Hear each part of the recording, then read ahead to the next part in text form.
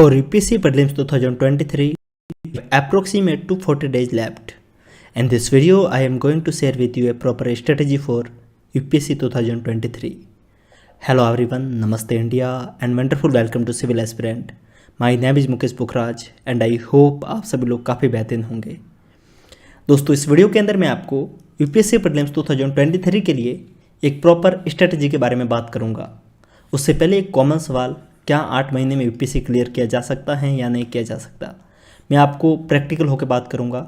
अगर आपने बिल्कुल कुछ भी नहीं पढ़ा है तो 8 महीने में करना मुश्किल है, और अगर आपने कुछ पढ़ रखा है तो 8 महीने में आराम से किया जा सकता है। ये डिपेंड करता है कि आपका बेसिक कितना कवर है। सो चलते हैं, हम एक बेसिक स्ट्रेटजी के ऊपर रुक करते हैं। किस हिसाब से हम इस वीडियो में जानकारी लेंगे उसको भी बताता हूँ मैं आपको। सबसे पहली बात, आप में से बहुत से एस्पिरेंट जो गलती करने वाले हैं उसको मैं आपको जल्दी से बता दूँ। आपको अभी मेंस के ऊपर फोकस करना है। आप ये मत भूलिएगा कि आपका मेंस भी है, आप सिर्फ प्रीलिम्स के ऊपर फोकस नहीं करेंगे।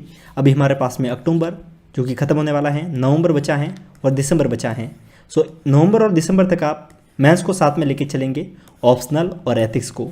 ऑप्शनल और एथिक्स वो दो पेपर हैं जिनके माध्यम से आप ये डिसाइड कर सकते हैं कि आपका मेंस निकलेगा या नहीं निकलेगा। मैंने वैसे जब यूपीएससी का रिजल्ट आया था मैंने मार्कशीट के माध्यम से बताया भी था कि जीएस में सब लोगों के अच्छे मार्क्स आ रहे हैं, पर ऑप्शनल और एथिक्स में सबके अच्छे मार्क्स नहीं आ रहे हैं। इसी कारण रैंक ऊपर नीचे काफ़ी हो रही थी। सो आपको इस बात को पहले से समझना होगा, और आई थिंक आपको इसके रिगार्डिंग पहले से थोड़ी बहुत जानकारी होगी। साथ में अपन जीएस के पेपर को कवर करते जाएंगे। और एक सबसे बड़ा कॉमन क्वेश्चन, सबसे बड़ा कॉमन डाउट, एनसीईआरटी के ऊपर हम ज़्यादा टाइम दें या नहीं दें। दोस्तों अभी हमारे पास में इतना टाइम नहीं है कि हम सभी एनसीईआरटी को पढ़ें। मैं आपको आगे बताऊंगा कि कौन कौन से एनसीईआरटी पढ़नी है और कौन कौन से नहीं पढ़नी है। हो सकता है ये वीडियो थोड़ा लंबा जाए, पर आपको जानकारी शानदार मिलेगी। साथ में टाइम टेबल को जरूर फॉलो कीजिएगा, आपको डेफिनेटली हेल्प होगी, अदरवाइज बहुत मुश्किल है सिलेबस को कवर करना। सो मैं आपको कुछ एक एनालिसिस बताता हूँ आगे के लिए। दोस्तों यूपीएससी प्रीलिम्स में हमारे पास में कौन कौन सा सब्जेक्ट रहते हैं जो हमें पढ़ने रहते हैं। यूपीएससी के 6 कोर सब्जेक्ट हैं: polity, economy, geography, environment science and ecology, science and technology, history and art and culture. ये वे 6 सब्जेक्ट हैं जहाँ से आपके प्री के मैक्सिमम क्वेश्चंस बनते हैं और जहाँ से आप प्री क्लियर कर सकते हैं। मैं आपको आगे एक एनालिसिस दिखाना चाहूँगा जो कि प्री के एग्जाम हुए उनके आधार पे। आई थिंक आपने पहले से देख रखा होगा। दोस्तों अगर हम बात करें यूपीएससी के पुराने सारे प्रीवियस ईयर के सेगमेंट को लेकर, तो हम पाते हैं कि कुछ एक सब्जेक्ट है जहाँ से क्वेश्चंस अच्छे बनते हैं। सबसे बढ़िया क्वेश्चंस बनते हैं वो बनते हैं इकोनॉमी से और गवर्नमेंट की स्कीम और ऑर्गेनाइजेशन से। इस वाले टॉपिक को अगर आप कवर करते हैं तो आपके काफ़ी क्वेश्चंस बन जाते हैं। अगर आप प्रीवियस ईयर के देखेंगे तो अप्रोक्सीमेट 20 के आसपास हर साल क्वेश्चंस रह रहे हैं। इसके बाद में जो सबसे इंपॉर्टेंट सेगमेंट बनता है वो है इन्वायरमेंट साइंस एंड इकोलॉजी। यहाँ से भी करीब 20 के आसपास क्वेश्चंस बनते हैं। एग्रीकल्चर ये कोई अलग टॉपिक नहीं है, एग्रीकल्चर आपके इकोनॉमी और ज्योग्राफी दोनों का एक पार्ट है। आप जब सिलेबस को उठाएंगे तो आप समझ जाएंगे, मैं आपको आगे बताऊंगा कैसे कवर करना है। तो इससे भी आपके क्वेश्चंस बनते हैं, पर ज़्यादा नहीं बनते क्योंकि यूजुअली स्कीम के क्वेश्चंस होते हैं। तो उसको आप देखिएगा, जैसे कि 2020 में काफ़ी क्वेश्चंस आ गए थे, 8 क्वेश्चंस आ गए थे, पर हर साल करीब आप देखिए 5 से 6 क्वेश्चंस के आसपास रह रहे हैं। ज्योग्राफी एक इंपॉर्टेंट सेगमेंट है, यहाँ से अच्छे खासे क्वेश्चंस बनते हैं, लेकिन वो भी मैपिंग, इंडियन, फिजिकल बहुत ज़्यादा पोर्शन हो जाता है। उसको कवर कैसे करना है मैं आपको आगे बताऊँगा। साइंस एंड टेक्नोलॉजी एक करंट का टॉपिक है जहाँ से काफ़ी अच्छे क्वेश्चंस बनते हैं। History and art and culture से अप्रोक्सीमेट 20 क्वेश्चंस के आसपास हर साल क्वेश्चंस बनते हैं। 20 या फिर आप कह सकते हैं 15 और 20 के बीच में क्वेश्चंस बन रहे हैं। आईआर जो कि पॉलिटिकल पार्ट कह सकते हैं, यहाँ से करंट अफेयर्स का पोर्शन है, यहाँ से अच्छे खासे क्वेश्चंस बनते हैं। और 2022 में तो इन्होंने 8 क्वेश्चंस दिए हैं। पर्सन और अवार्ड के रिगार्डिंग ये कोई न्यू टॉपिक नहीं है, पिछली बार क्वेश्चंस आ गए थे 2021 के अंदर 4 क्वेश्चंस आ गए थे, इसके कारण इसको ऐड किया गया, बट कोई भी खास टॉपिक नहीं है, इसको आप लीव कर सकते हैं। पॉलिटी एंड गवर्नेंस से हर साल करीब 20 क्वेश्चंस के आसपास अप्रोक्सीमेट क्वेश्चंस बनते हैं। सो ये हमारे इंपॉर्टेंट टॉपिक रहते हैं। दोस्तों ये सब जानकारी मैंने आपको बताई है प्री को लेकर। इसमें सबसे इंपॉर्टेंट क्या है, प्रीवियस ईयर के क्वेश्चंस और प्रीवियस ईयर की तैयारी। दोस्तों मैं आपको एक गुड न्यूज़ शेयर करना चाहूँगा। प्रीवियस ईयर के क्वेश्चंस को तैयार करने के लिए, प्रीवियस ईयर के सारे सेगमेंट को तैयार करने के लिए, जो कि PrepLadder IAS YouTube channel के द्वारा लिया गया एक गुड इनिशिएटिव है, जिसके अंदर ये 5 साल 25 सवाल करके ये इनकी एक सीरीज चल रही है। जैसा कि मैंने आपको पहले भी इसके रिगार्डिंग जानकारी दी थी, जिसके अंदर पिछले 5 सालों में जो भी इंपॉर्टेंट क्वेश्चन है जो कि कवर किए गए हैं, जो भी ऐसे इंपॉर्टेंट क्वेश्चन जो कि बार बार आ रहे हैं, जिनकी आने की संभावना ज़्यादा है, उनको यहाँ पे कवर करवाया जाएगा। क्वेश्चंस का ट्रेंड क्या रहता है, यूपीएससी किस हिसाब से क्वेश्चंस को पूछता है, वो सब आपको फ्री ऑफ कॉस्ट करवाया जा रहा है। वो भी इंडिया के बेस्ट फैकल्टी के माध्यम से। क्योंकि यूपीएससी में कुछ एक क्वेश्चंस ऐसे हैं जिनका वेटेज ज़्यादा रहता है, कुछ एक टाइप ऐसे हैं जहाँ से क्वेश्चन हर बार आ रहे हैं। ये सारी टेक्निक आपको सिखाई जाएगी, वो भी बिल्कुल फ्री ऑफ कॉस्ट इंडिया के बेस्ट फैकल्टी के माध्यम से। साथ में आपको यहाँ पर यह भी सिखाया जाएगा कि ऑप्शंस को एलिमिनेट कैसे करते हैं, क्योंकि यूपीएससी में कोई भी एस्पिरेंट 100 आउट ऑफ 100 क्वेश्चंस नहीं कर सकता। यूपीएससी में मैक्सिमम टू मैक्सिमम आप 40 क्वेश्चंस कर सकते हैं, 35 क्वेश्चंस कर सकते हैं, बाकी सब ऑप्शन एलिमिनेट से होते हैं। और ऑप्शन एलिमिनेशन की टेक्निक आपको यहाँ पे सिखाई जाएगी, वो भी इंडिया की बेस्ट फैकल्टी के माध्यम से। इंडिया की बेस्ट फैकल्टी के अंदर इनके साथ में जुड़े हुए टीचर जिनके नाम आपने डेफिनेटली सुने होंगे, जैसे कि विवेक सिंह सर, इकोनॉमी के लिए इनका नाम आपने डेफिनेटली सुना होगा। एम पुरी सर पॉलिटी के लिए महारथी कहे जाते हैं। आपको हेमंत सर देखने को मिल जाएंगे हिस्ट्री के लिए और आर्ट एंड कल्चर के लिए। ऐसे ही इंडिया की सारी फैकल्टी आपको इसके ऊपर देखने को मिल जाएगी, वो भी बिल्कुल फ्री ऑफ कॉस्ट। आप प्रेप लेटर यूट्यूब चैनल को डेफिनेटली सब्सक्राइब कीजिएगा, नीचे लिंक मिलेगी जहाँ पे आप जाकर इस इंपॉर्टेंट सेगमेंट को देख सकते हैं, इस इंपॉर्टेंट सीरीज़ को देख सकते हैं, जहाँ पर आपको प्री मेंस और इंटरव्यू तीनों के लिए आपको अच्छी जानकारी देखने को मिल जाएगी। और खासकर अभी इनकी जो सीरीज़ है 5 साल 25 सवाल, इसको आप डेफिनेटली देखिएगा। डिस्क्रिप्शन में लिंक है, जाइए और विजिट कीजिए। अधिक जानकारी के लिए आप इनके बेल आइकन को जरूर दबाइएगा ताकि आपको इनका नोटिफिकेशन सबसे पहले मिले। डिस्क्रिप्शन में लिंक है, जाइए और विजिट कीजिए। अब हम बात करते हैं हमारी स्ट्रेटजी के ऊपर। दोस्तों, हमने बात की थी जो इंपॉर्टेंट सेगमेंट है उनके बारे में, जो इंपॉर्टेंट सब्जेक्ट है उनके बारे में।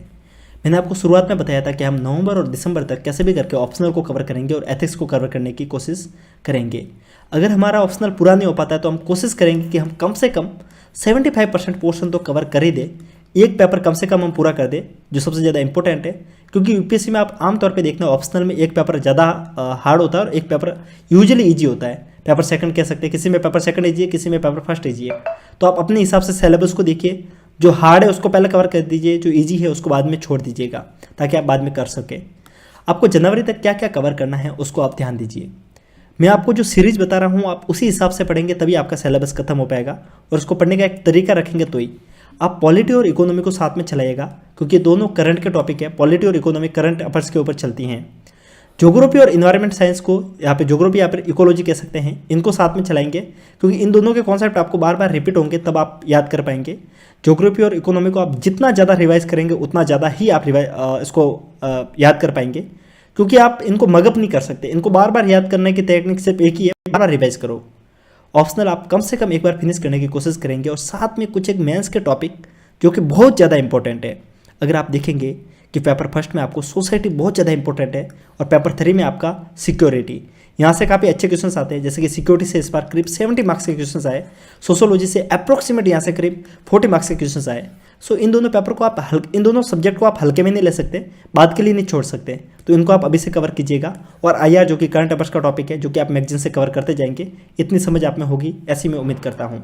ये मैंने आपको जनवरी तक का एक शेड्यूल बताया है। मार्च आते तक क्या करना है आपको, कम से कम एक बार पॉलिटी को रिवाइज करना है, कैसे भी करके पॉलिटी को एक बार आप रिवाइज कर दीजिए। आप ज्योग्राफी के मैपिंग की बार बार प्रैक्टिस कीजिए, क्योंकि ज्योग्राफी के लिए हमारे पास में कुछ ज़्यादा क्वेश्चंस आते हैं, लेकिन जो मैक्सिमम क्वेश्चंस कहाँ से आते हैं, मैपिंग और इंडियन ज्योग्राफी। आप फिजिकल ज्योग्राफी को कितना ही पढ़े, आप क्लाइमेट को कितना ही पढ़े, पर वहाँ से क्वेश्चन जब घुमा के देंगे तो आपके दिमाग से आएंगे ही नहीं। लेकिन आप वही इंडियन ज्योग्राफी के ऊपर ध्यान देंगे, जो कि एक ईजी टॉपिक है, जो कि पढ़ना भी आसान है और पढ़ने में मज़ा भी आता है। यहाँ से अच्छे खासा क्वेश्चंस बनते हैं। तो आपको सबसे ज़्यादा फोकस करना है मैपिंग और इंडियन ज्योग्राफी में, ज्योग्राफी वाला सेगमेंट के लिए। मैंने यहाँ पे लास्ट में हिस्ट्री और आर्ट एंड कल्चर को रखा है। इसके पीछे एक वैलिड रीजन है। रीजन ये है कि आप हिस्ट्री और आर्ट एंड कल्चर को जितना पढ़ेंगे उतना ही आप भूलते जाएंगे। मतलब माफ़ी चाहूँगा, मैं ये जो सेंटेंस बोला, मैं ये कहना चाहूँगा कि हिस्ट्री और आर्ट एंड कल्चर को आप जितना देर तक मतलब बाद में पढ़ेंगे उतना देर तक आप याद कर पाएंगे। जैसे कि आप अभी पढ़ेंगे तो आप बाद में भूल जाएंगे, क्योंकि हिस्ट्री एक ऐसा टॉपिक है जहाँ से आपको बहुत सारे फैक्ट याद करने पड़ते हैं। तो इसके कारण कोशिश कीजिए कि आप मार्च के आसपास में इसको पढ़िए, ताकि आप ज़्यादा लंबे समय तक पढ़ पाएंगे। 1-2 रिवीजन हो जाएगा तो आपके लिए हिस्ट्री और आर्ट एंड कल्चर आपके मुट्ठी में हो पाएंगे। और हिस्ट्री और आर्ट एंड कल्चर के लिए ज़्यादा मेहनत मत कीजिएगा। मतलब कहने का अर्थ ये है कि जितनी मेहनत आप पॉलिटी, इकोनॉमी, इन्वायरमेंट साइंस को देंगे, उतनी मेहनत आप इन दोनों के ऊपर देंगे तो आपका इतना फल नहीं निकलेगा, उतना आपका रिजल्ट नहीं निकलेगा। इन तीनों टॉपिक से काफ़ी अच्छे क्वेश्चंस बनते हैं, लेकिन वही इन दोनों टॉपिक से क्वेश्चंस तो अच्छे बनते हैं, लेकिन उनका पूछने का जो तरीका होता है वो काफ़ी ज़्यादा टफ होता है। पिछले पेपर को देखेंगे तो आप पाएंगे कि हिस्ट्री और आर्ट एंड कल्चर के क्वेश्चंस यूजुअली काफ़ी टफ आते हैं, लेकिन यहाँ से क्वेश्चंस यूजुअली ईजी आते हैं। तो आपका ज़्यादा फोकस रहेगा polity, economy, environment science and science and tech को आप ले सकते हैं। साइंस एंड टेक जो कि करंट अफेयर्स का टॉपिक है ये। दोस्तों मार्च के अंदर आप देखेंगे फरवरी के आसपास में बजट पेश हो जाता है। आप बजट और इकोनॉमी सर्वे को उस समय वापस पढ़ेंगे। आपने क्या किया है, जनवरी तक आपने इकोनॉमी को पढ़ लिया है और आप मार्च में वापस से इसे रिवाइज करेंगे तो आपका इकोनॉमी यहाँ से कवर हो जाएगा। और ऑब्जेक्टिव क्वेश्चंस मैंने अभी अपने टेलीग्राम ग्रुप में डाल दिए हैं। जितने भी इकोनॉमी के बेस्ट ऑब्जेक्टिव क्वेश्चंस होते हैं, टॉप 500 कह सकते हैं क्वेश्चंस, मैंने वहाँ अपने टेलीग्राम ग्रुप में डाल दिए हैं। विवेक सिंह सर के खुद के क्वेश्चंस है, आप वहाँ से फ्री में जाके पढ़ सकते हैं। डिस्क्रिप्शन में लिंक है, जाके विजिट कीजिएगा। साथ में वहाँ पे आपको टॉपर्स के नोट्स भी देखने को मिल जाएंगे। इसके अलावा बात रहती है करंट अफेयर्स के लिए। करंट अफेयर्स के लिए आप कहाँ से पढ़ेंगे? दोस्तों करंट अफेयर्स के लिए मैं आपको डराना नहीं चाहूँगा, क्योंकि करंट अफेयर्स को आप कितना ही कोशिश करें, 1 साल के क्वेश्चंस भी पूछे जाते हैं और पिछले 2 साल के क्वेश्चंस भी पूछे जाते हैं और 3 साल के क्वेश्चंस भी पूछे जाते हैं।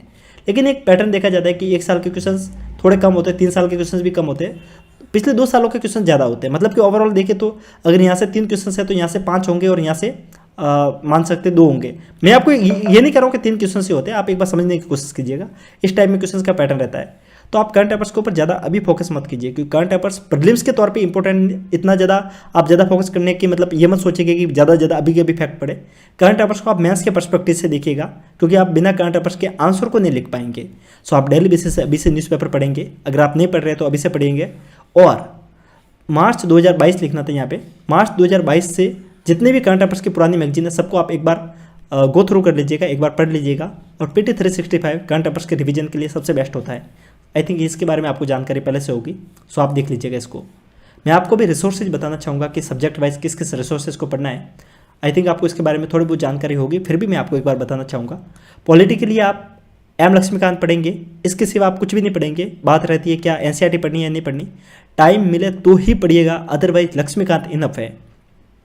टेस्ट सीरीज आप कवर करते जाएंगे किसी भी एक कोचिंग की, साथ साथ में मेंस के कुछ क्वेश्चंस करते जाएंगे। अदरवाइज ऐसा हो जाएगा कि आप सिर्फ प्रीलिम्स के लिए पढ़ते रह जाएंगे, मेंस के लिए आपकी प्रैक्टिस बिल्कुल नहीं होगी।